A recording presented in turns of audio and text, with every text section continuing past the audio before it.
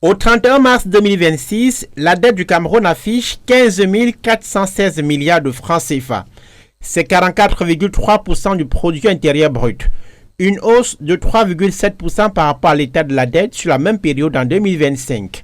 Cette progression est portée par l'administration centrale, dont la dette atteint 14 431 milliards de francs CFA, soit 93% de l'enveloppe de la dette publique.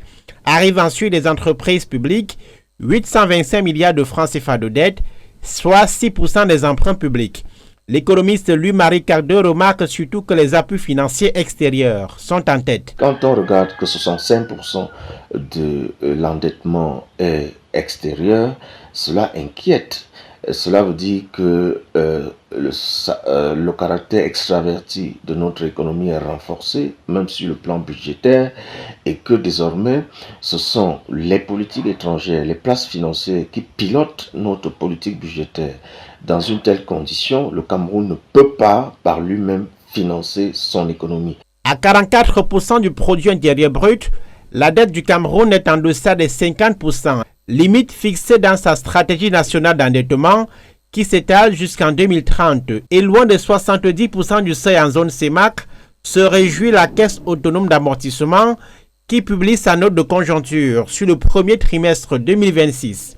Si le Cameroun s'est ainsi largement endetté sur la période de janvier à mars dernier, c'est surtout en raison de la multiplication des recours à des prêts extérieurs pour financer les projets d'infrastructure.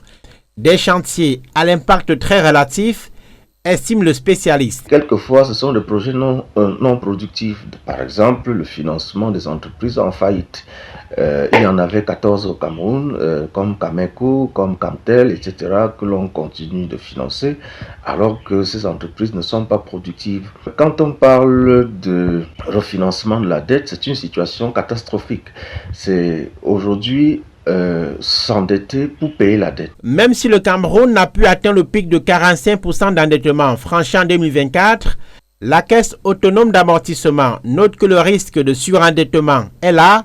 La CAA invite le gouvernement à réaliser efficacement les projets grâce aux soldes non engagés pour limiter les prêts et soutenir le développement.